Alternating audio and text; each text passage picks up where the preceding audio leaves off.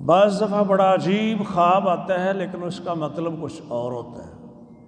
امام بخاری کے استاد ہیں امام محمد بن سیرین رحمۃ اللہ علیہ، ان کے پاس ایک آدمی خواب کی تعبیر پوچھنے آیا اور کہتا ہے کہ میں اذان دے رہا ہوں۔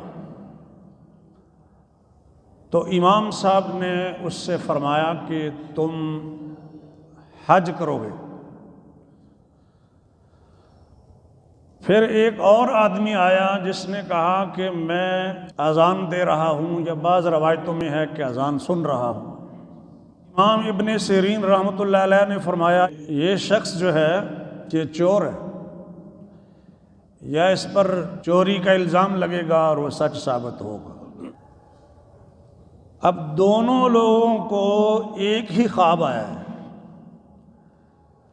تعبیر میں زمین آسمان کا فرق ہے۔ ایک بندہ اذان دیتا ہے تو وہ حج کرتا ہے، یعنی اس کا مطلب یہ ہے حج کرے گا۔ دوسرا اذان دیتا ہے تو اس کا مطلب یہ ہے کہ وہ چوری کرے گا، یا چوری کی تہمت اس پر لگے گی اور ثابت ہوگی۔ تو سامعین نے پوچھا کہ یہ کیا بات ہے کہ ایک ہی خواب اور دو مختلف تعبیریں؟ تو امام صاحب فرماتے ہیں کہ جو پہلا بندہ ہے وہ اذان اس نے دی ہے جو حضرت ابراہیم علیہ السلام نے دی تھی، سورۃ حج میں ہے وَأَذِّن فِي النَّاسِ بِالْحَجِّ، کہ اے ابراہیم لوگوں میں حج کی اذان دے دو، یعنی اعلان کر دو۔ اذان کا لفظی معنی اعلان ہوتا ہے، نماز کے لیے اعلان کو اذان کہتے ہیں۔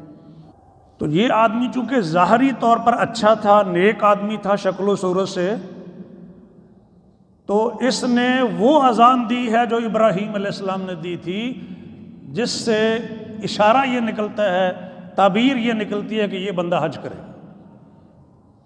اب جو دوسرا آدمی تھا، ظاہری شکل و صورت یا اس کے اعمال جو صورتحال تھی وہ نیک لوگوں والی نہیں تھی، برے لوگوں والی تھی۔ تو فرمایا کہ اس نے وہ اذان دی ہے یا وہ اذان سنی ہے جو حضرت یوسف علیہ السلام کے دربار میں اذان دی گئی تھی یا اعلان کیا گیا تھا کہ سامان کے اندر پیالہ رکھ دیا گیا تھا اور یہ قافلہ جانے لگا،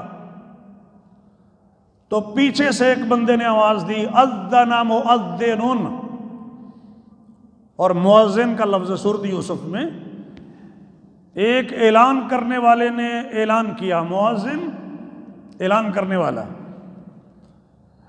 ایتھا العیر انکم لسارقون، اے قافلے والو تم چور ہو۔